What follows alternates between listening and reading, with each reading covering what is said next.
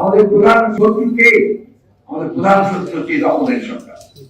এটাকে আমাদের সবসময় মাথায় রাখতে হবে, এটাকে মাথায় রেখে আমাদের কাজ শুরু করতে হবে। এই দেশের মানুষ জেগে উঠেছে, এই কথা বলার কোনো অবকাশ নাই যে তারা জেগে ওঠেনি। আমরা দেখেছি কিভাবে মানুষ সাঁতরে নদী সাঁতরে সমাবেশে যোগ দিয়েছে এই আশায় যে পরিবর্তন হবে, এই সরকারের পরিবর্তনের জনগণের একটা সরকার। আমরা দেখেছি কিভাবে সমস্ত প্রতিবন্ধকতাকে এড়িয়ে তারা 100 মাইল সাইকেলে জড়িত হেঁটে তারা সেই সমস্ত সমাবেশগুলোতে যুক্ত হয়েছে। আজকে যারা মনে করছেন যে মানুষ এখন জেগে ওঠেনি, আমি সবিনয়ে তাদের বলতে চাই যে মানুষ জেগে উঠেছে। আমরা হয়তো সেই তাদের জেগে ওঠাটাকে কাজে লাগিয়ে চূড়ান্ত যে আপনার বিজয় অর্জন করা সেটা আমাদের এখনো সম্ভব হয়নি।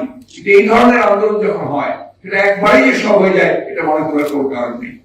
আপনি আমাদের দেখুন, আমরা পাকিস্তান আমলে অর্থাৎ 60-70 দশকে আমরা কিন্তু বহু আগে থেকেই পাকিস্তান সরকারের বিরুদ্ধে আন্দোলন শুরু করেছিলাম, সংগ্রাম শুরু করেছিলাম। সফল হয়েছে আমরা 1971 সালে।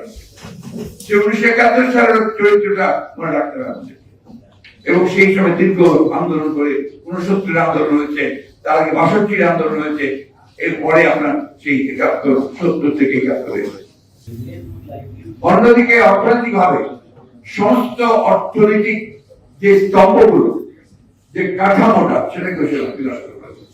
আমরা যদি দেখেন যে আগে শুধু আমরাই কথা বলতাম যারা বিরোধিতা করতাম, এখন কিন্তু দেশের প্রখ্যাত অর্থনীতিবিদরা তারা কথা বলতে শুরু করেছেন। তারা যেসব প্রেমিক তারা দেখছেন যদি এটা চলতেই থাকে তারা এই দেশে আর কোনো অস্তিত্ব থাকে।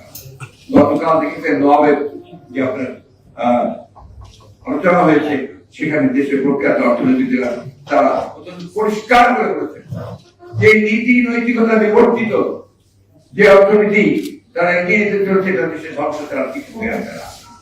আজকে আমি ডিটেলসে আলোচনা করতে চাই না, সময় কম।